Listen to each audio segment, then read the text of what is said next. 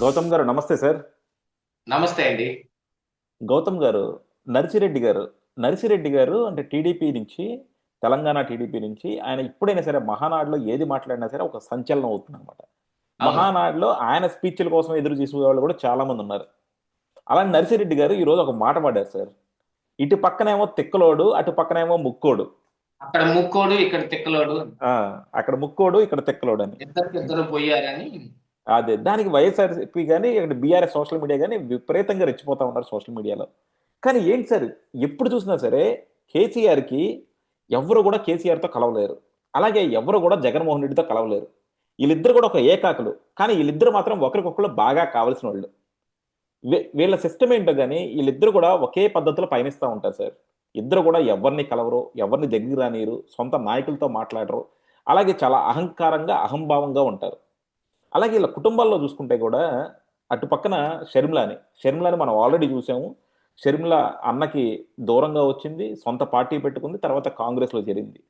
ఇటు పక్కన చూసుకుంటే కవిత కవిత కూడా ఆల్రెడీ కేసీఆర్ గారికి ఒక లేఖాస్త్రం చేసింది. కవిత గారు ఇప్పుడు బయటకు వస్తున్నారు. ఐడియల్ డాడీ అని ఒక పెద్ద వివాదాస్పదం అయింది. విచిత్రమేనండి. మీరు చూశారంటే ఈ ఉమ్, అక్కడ తెలంగాణ స్టేట్ లోను, ఇక్కడ ఆంధ్రప్రదేశ్ స్టేట్ లోను ఉన్న లోకల్ పార్టీస్, అంటే ఉమ్, ప్రాంతీయ పార్టీల్లో అక్కడ కేసీఆర్, ఇక్కడ జగన్మోహన్ రెడ్డి. అక్కడ బీఆర్ఎస్ అంటే ముందు టీఆర్ఎస్ లేండి, ఇప్పుడు బీఆర్ఎస్ గా మారింది. ఇక్కడ వైఎస్ఆర్సీపీ. ఇద్దరికిద్దరు జాన్ జిగిరి దోస్తులు. అసలు రాష్ట్రం విడిపోయినప్పుడు 2014లో జరిగినప్పుడే కేసీఆర్ ఇక్కడ మేం గెలుస్తున్నాం, ఆడ జగన్మోహన్ రెడ్డి గెలుస్తున్నాడు అని చెప్పాడు. పొరపాటున చంద్రబాబు నాయుడు గెలిచాడు అన్నట్టుగా కూడా వాళ్ళ వ్యవహార శైలి ఉంది ఆ రోజున. ఇద్దరికిద్దరు జాన్ జిగిరి దోస్తులు.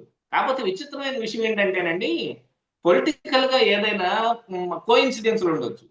వీళ్ళకేంటో అన్ని కోఇన్సిడెన్స్లే జరుగుతున్నాయి. ఈవెన్ ఇప్పుడు ఆ, జగన్మోహన్ రెడ్డికి చెల్లి రూపంలో ఒక స్ట్రోక్ తగులుతుంది. కేసీఆర్ కి కూతురు రూపంలో ఒక స్ట్రోక్ తగులుతుంది. యూజువల్ గా వెనకటికి ఒక కామెడీగా మాట్లాడుకునే దాంట్లో సన్ స్ట్రోక్ తగిలింది అని ఎవరన్నా అన్నారనుకోండి, అదేంటి ఎస్యుఎన్ సన్నా, ఎస్ఓఎన్ సన్నా, అంటే సూర్యుడితో స్ట్రోక్ కొట్టిందా, కొడుకుతో ఏమన్నా స్ట్రోక్ తగిలిందా అనేవాడు. వీళ్ళిద్దరికి ఇంట్లో ఉన్న ఆడవాళ్ళతో స్ట్రోక్ వచ్చింది. అది కూడా సొంత ఇంట్లో ఉన్న ఆడవాళ్ళతోటి స్ట్రోక్. ఇద్దరు పొలిటికల్ గా మంచి ఇది ఉన్న వ్యక్తులే. అటు కవిత కావచ్చు, ఇటు షర్మిల కావచ్చు. జగన్మోహన్ రెడ్డి జైలుకి వెళ్ళినప్పుడు అసలు వైఎస్ఆర్ కాంగ్రెస్ పార్టీని ప్రజల్లోకి ఉధృతంగా తీసుకెళ్ళింది. యాక్చువల్ అంటే జగన్మోహన్ రెడ్డిని బాగా ప్రమోట్ చేసింది షర్మిల కదా. అలాంటి షర్మిల దూరం అయిపోయింది. అక్కడ కేసీఆర్కి ఏమైంది? కేసీఆర్ అసలు ఇప్పుడు ఈ ప్రత్యేక తెలంగాణ ఉద్యమం తీసుకొచ్చినప్పుడే జాగృతి అనే సంస్థతోటి యాక్చువల్ గా సింగరేణి క్యాలరీస్ నుంచి మొదలు పెట్టాడు. అక్కడ ఉన్న లోకల్ బాడీస్, అందులో ఉన్న ప్రాపగాండా, వీటితోటి మొదలు పెట్టాడు. వీటన్నిటిని ఎక్కువగా మేనేజ్ చేసింది కవిత. ఆ కవిత ఆ రోజున ఇప్పుడు ఈ గ్యాదరింగ్స్ జరగటానికి కానీ, ఎక్కువ మంది మరి టిఆర్ఎస్ వైపు మొగ్గు చూపటానికి కానీ, సంఘాలు ఎక్కువ ఏ సంఘాలైనా సరే తెలంగాణ ప్రత్యేక తెలంగాణకి మద్దతు ఇవ్వటానికి రావటానికి కానీ, వీటన్నిటిని ఎక్కువగా కవితకి మేనేజ్ చేసింది ఆ రోజున. ఈ రోజుకి అదే జాగృతి, అదే సింగరేణి క్యాలరీస్ లో కవిత సొంత మనుషులతోటి సొంత కార్యాచరణ పెట్టుకోవడం మొదలుపెట్టింది. ఇద్దరికిద్దరు భలే కోయిన్సిడెన్స్ జరిగినాయి. యాక్చువల్ గా ఇంకో కోయిన్సిడెన్స్ కూడా చెబుతా చూడండి. ఆ రోజున కేసీఆర్ ఎప్పుడు 2019 అప్పుడు రిటర్న్ గిఫ్ట్ ఇస్తా అని ఈ రోజుకి వాళ్ళ పార్టీ ఆడికి పోయిందో తెలియదు. ఈవెన్ టుడే జగన్మోహన్ రెడ్డి కూడా మళ్ళీ అదే రిటర్న్ గిఫ్ట్ మాట మాట్లాడుతున్నారు. ఎక్కడికి ఇద్దరు ఇద్దరు దోస్తులు కలిసి ఒకటే పని చేస్తున్నారు, ఒకటే రకంగా పోతున్నారు. ఎవరికి వాళ్ళు మొత్తం యాక్చువల్ గా వీళ్ళు ఇటు బీఆర్ఎస్ పార్టీ బీజేపీతో విలీనం అయిపోతుందని కానీ, లేకపోతే ఇక్కడ వైఎస్ఆర్సీపీ బీజేపీతో విలీనం అయిపోతుంది అనేది కానీ కూడా పుకార్లు వీళ్ళ మీదే వస్తాయి చూడండి. ఇంత మంచి దోస్తాన్ని ఇంకేడుంటుందో లేదో తెలియదు. వాళ్ళకి పొలిటికల్ గా కావచ్చు, మరి పర్సనల్ గా కావచ్చు, ఒకటే అంశం జరుగుతాయి. ఇంట్లో ఉన్న ఆడవాళ్లే వాళ్ళకి వ్యతిరేకంగా తిరుగుతున్నారు. వాళ్ళ మూలానే వీళ్ళ పరువు అంతా పోతుంది. యాక్చువల్గా పరువు పోతుంది అనకూడదు, వాళ్ళ బండారం మొత్తం బయటపడుతుంది. షర్మిల బయటకు వచ్చిన తర్వాత చాలా విషయాలు బయటకు వచ్చాయి కదా. జగన్మోహన్ రెడ్డి ఏమేం చేస్తాడు, ఎలా చేస్తాడు, వీటన్నిటి మీద బయటకు వచ్చింది. ఇప్పుడు కవిత బయటకు వస్తే అసలు కేసీఆర్ చుట్టూ దెయ్యాలు ఉన్నారు అంటే, యాక్చువల్గా కేటీఆర్ ని వర్కింగ్ ప్రెసిడెంట్ చేశారు. ఎందుకంటే మరి కేసీఆర్ కొన్న పేరే కదా ఆ రోజు ఫామ్ హౌస్ వీరుడని. ఫామ్ హౌస్ లోంచి బయటకు రాడు. మరి పార్టీ నడపాలంటే ఎవరు? కేటీఆర్ నడపాలా. అందుకని వర్కింగ్ ప్రెసిడెంట్ చేశారు. ఆ చేసిన దగ్గర నుంచి కవిత కొద్దిగా గరం గరంగా ఉంది అన్నట్టుగానే ఉంది వ్యవహారం. దానికి ప్రాతినిధ్యం సరిగా ఉండటం లేదు అనే దాని గురించి. కాకపోతే ఈ రోజు ఏమైంది, ఏసీబీ విచారణకు రమ్మని నోటీసులు ఇచ్చినప్పుడు దాని మీద ఒక ట్వీట్ కూడా చేసిందిలే కవిత.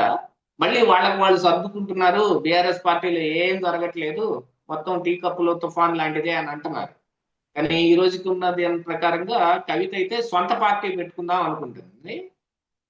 మరి కాంగ్రెస్ పార్టీలో విలీనానికి వస్తుందేమో తెలియదు. మరి ఇటు షర్మిల లాగానే ఇప్పుడు షర్మిల వెళ్ళి వైఎస్ఆర్ టీపీ పెట్టారు కదా, పెట్టి కాంగ్రెస్ పార్టీలో కలిపేసి మరి ఆవిడ కలిపిన ఆవిడ తెలంగాణలో ఉండకుండా ఆంధ్రప్రదేశ్ కి వచ్చి ఇక్కడ జగన్మోహన్ రెడ్డి ఆయన్ని విమర్శించుకుంటే ఇక్కడ తిరుగుతా ఉంది. మరి ఇప్పుడు కవిత ఏం చేసిందో చూడాలి. ఆవిడ కూడా పార్టీ పెట్టి, అంటే యాక్చువల్ గా మొన్న ఆవిడ రాసిన లెటర్ ప్రకారంగా ఏమిటంటే బీజేపీని ఎక్కువగా విమర్శించలేదు, బీజేపీని మీరు కొంచెం చూసి పట్టి పట్టి వాళ్ళతోటి ఏదో చేస్తున్నట్టుగా వ్యవహారశైలిగా కనిపిస్తుంది. బీజేపీని మల్లెపూలతో కొట్టారు అని చెప్పింది. అంతేలే. అట్లాగనే యాక్చువల్ గా ఏంటంటే ఇప్పుడు బీఆర్ఎస్ పార్టీ కూడా బీజేపీలో విలీనం అవుతుంది అనే ఒక పుకారు కూడా వచ్చింది గతంలో, మీరు గుర్తుండే ఉంటే. ఇప్పుడు ఏడు ఉద్దేశం ప్రకారంగా బీజేపీ నిజంగానే విలీనం అవుతుందేమో, బీజేపీలో విలీనం అయిపోయిద్దేమో బీఆర్ఎస్ అన్నట్టుగా ఉంది కదా. ఎందుకంటే ఏమైనా జరగచ్చు అక్కడ. ఇది వీళ్ళు బీజేపీతో వెళ్ళి ఈమె గనక రేపు పొద్దున ఈ రోజు ఆంధ్రజ్యోతిలో వేసినట్టు రేపొద్దున కాంగ్రెస్ తో ములాఖాత్ అయ్యి రేవంత్ రెడ్డి గవర్నమెంట్ లో ఈమె గనక మినిస్టర్ గా చేస్తే కేటీఆర్ పరిస్థితి ఏంటి సార్ అసలు? కేటీఆర్ పరిస్థితి ఏముంటారులేండి. ఇప్పుడు ఇక్కడ షర్మిలకి ఏదన్నా అవకాశం వచ్చిందనుకో, జగన్మోహన్ రెడ్డి ఏమన్నా చేస్తుందా? కాపాడే ప్రయత్నమే చేస్తుంది కానీ వేరేం చేయదు. అక్కడ కూడా అంతే, ఏదైనా ఉంటే గనక. యాక్చువల్ గా ఏంటంటే బీఆర్ఎస్ బీజేపీకి అంత ఫర్గా ఉన్నట్టుగానే కనపడతా ఉంది. ఎందుకంటే స్థానిక సంస్థలు కావచ్చు, ఇంకా జరగలేదు, జరగాల్సింది ఉంది. దాంట్లో కూడా వాళ్ళు ప్లాన్ చేసుకుంటున్నారు అనేది. ఈ సార్వత్రిక ఎన్నికల్లో మరి బీఆర్ఎస్ ఒక్క సీటు కూడా కొట్టలేదు కదా, లోక్సభలో ఒక్క ఎంపీ కూడా లేడు కదా వాళ్ళకి. వాళ్ళు వదిలేసుకొని బీజేపీకి ఇచ్చారని కదా అంటాం. అక్కడ తెలంగాణలో బీఆర్ఎస్ వచ్చి బీజేపీకి అండర్ కరెంట్ గా పనిచేస్తుంది అనేది. కానీ మరి ఇప్పుడు ఆ బీజేపీ మూలానే కదా కవిత అరెస్ట్ అయింది. ఎక్కడో ఢిల్లీలో కేజ్రీవాల్ మీద ఉన్న కోపం, ఈవిడెళ్ళి ఆయనతో మిలాఖత్ అవ్వటం, దాంట్లో కవిత అరెస్ట్ కూడా జరగటం, ఇవన్నీ వేరే రకంగా అయినప్పటికీ కూడా అసలు కేసీఆరే మరి కవితను విడిపించడం కోసమే వాళ్ళతోటి కొంత అండర్స్టాండింగ్ పెట్టుకున్నాడు అనేది కూడా కొన్ని వార్తలు ఉన్నాయి. మరి వీటన్నిటిని బేస్ చేసుకుని మరి కవిత మెదకుండా ఉండాల్సిందేమో. కానీ రాజకీయంగా ప్రాతినిధ్యం తగ్గిపోతుంటే మరి కవిత మాత్రం ఎలా ఊరుకుంటుంది? మరి కేటీఆర్ మరి ఈ బీఆర్ఎస్ పార్టీని మొత్తాన్ని ఆక్రమించే స్థాయిలోకి వెళ్ళిపోయాడు. ఆక్రమించేది ఏముంది ఇప్పుడు, కేటీఆర్ నడిపితేనే నడుస్తుంది బీఆర్ఎస్ పార్టీ, అంతే కదా అక్కడ జరుగుతుంది. యాక్చువల్ గా గతంలో ఉన్న కొన్ని వీటి ప్రకారంగా చూస్తే హరీష్ రావు బయటకు వచ్చి కొత్త పార్టీ పెడతాడు అనే కొన్ని ఊహాగానాలు ఉన్నాయి. అవి అడిదిరిగి ఇప్పుడు కవిత కొత్త పార్టీ దాకా వచ్చింది. యాక్చువల్ గా కాంగ్రెస్ లోకి వెళ్తుంది అనే పుకారు వచ్చింది, కానీ రేవంత్ రెడ్డి ఒప్పుకోలేదు. ఇప్పుడు వాళ్ళ మధ్యలో వాళ్ళు కొట్టుకున్న దాన్ని, ఆ బ్యాడ్ అంతా తీసుకొచ్చి కాంగ్రెస్ పార్టీ ఎత్తులు రుద్దుతారు. కాబట్టి మనం దాని గురించి పట్టించుకోవద్దు, మీరు ఆవిడని ఏమో ఆహ్వానించవద్దని రేవంత్ రెడ్డి చెప్పాడు అనేది కూడా ఒక వినికిడి వినిపిస్తుంది. ఏదేం జరిగినప్పటికీ మాత్రం అక్కడ కవిత, ఇక్కడ షర్మిల, వాళ్ళు ఫర్దర్ గా ఏం చేస్తారో మాత్రం తెలియట్లా. ఇప్పుడు షర్మిల ఏం చేస్తుందండి ఇక్కడ? కాంగ్రెస్ పార్టీకి ఏం ఉపయోగం షర్మిల తోటి చెప్పండి? అట్లాగే ఇప్పుడు కవిత కాంగ్రెస్ పార్టీలోకి వెళ్ళినా కూడా కాంగ్రెస్ పార్టీకి ఉపయోగం ఏముండదు. యాక్చువల్ గా చెప్పాలంటే వీళ్ళే ప్రోద్బలంతో కావాలంటే కొత్త పార్టీ పెట్టించొచ్చేమో కానీ అదైతే కొద్దిగా ఉపయోగం ఉంటదేమో. అండర్స్టాండింగ్ పెట్టుకొని 4 సీట్లు ఇవ్వచ్చు. కొంత బీఆర్ఎస్ క్యాడర్ ని చీల్చుకొని రావచ్చేమో. అదే మళ్ళీ కాంగ్రెస్ పార్టీలోకి వస్తే మళ్ళీ కాంగ్రెస్ పార్టీకి ఏం ఉపయోగం లేదు. మళ్ళీ మళ్ళీ పాతలాగనే ఏ కేసీఆర్, ఏ జగన్మోహన్ రెడ్డి, ఏ షర్మిల, ఏ కవిత, ఆ కాంగ్రెస్ పార్టీ ఆడకే వచ్చి ఆగిద్ది మొత్తం. ఇద్దరు మంచి దోస్తులైన కేసీఆర్, జగన్మోహన్ రెడ్డికి మాత్రం యాదృచ్ఛికంగా జరుగుతున్నాయో మరి ఇక దేవుడు రాసిన స్క్రిప్టో మొత్తం ఒకటే అంశాలు జరుగుతా ఉన్నాయి ఇద్దరికి. మళ్ళీ ఇద్దరు ఒకటే మాట మాట్లాడుతున్నారు. మరి ఈ రోజున జగన్మోహన్ రెడ్డి కూడా ఒక రిటర్న్ గిఫ్ట్ అంటున్నాడు. ఆ రిటర్న్ గిఫ్ట్ జగన్మోహన్ రెడ్డిని ఎంత దూరం కోపం ఉంచుతుంది అది కూడా తెలియదు. యా అది డెఫినెట్ గా ఈ రిటర్న్ గిఫ్ట్ అన్న కేసీఆర్ ఏమయ్యాడో జగన్మోహన్ రెడ్డి కూడా అదే పద్ధతిలో వెళ్తా ఉన్నాడు సార్. బట్ వీళ్ళకి మీరు అన్నట్టు ఏంటంటే రాజకీయంగా కానీ ఇక్కడ ఒక డైమెన్షన్ చూసుకుంటే సార్, ఎందుకు వీళ్ళందరికీ కూడా కాంగ్రెస్ పార్టీనే దిక్కవుతుంది అంటే ఇటు కవితకు కావచ్చు, లేకపోతే అక్కడ షర్మిలకు కావచ్చు, అలాగే మనం ఇంకొద్దిగా వెనక్కి వెళ్తే అప్పట్లో పురంధేశ్వరి గారు కావచ్చు. పురంధేశ్వరి గారు కూడా బయటికి రావాలనుకున్నప్పుడు ఆమెకు అప్పుడు కాంగ్రెస్ పార్టీనే దిక్కైంది. ఎక్కడున్నా సరే ఆడబడుచులు గనక వ్యతిరేక గలం వినిపించాలనుకుంటే వాళ్ళందరికీ కూడా కాంగ్రెసే బేస్ అవుతుందేమో అనిపిస్తుంది ఒక పక్క.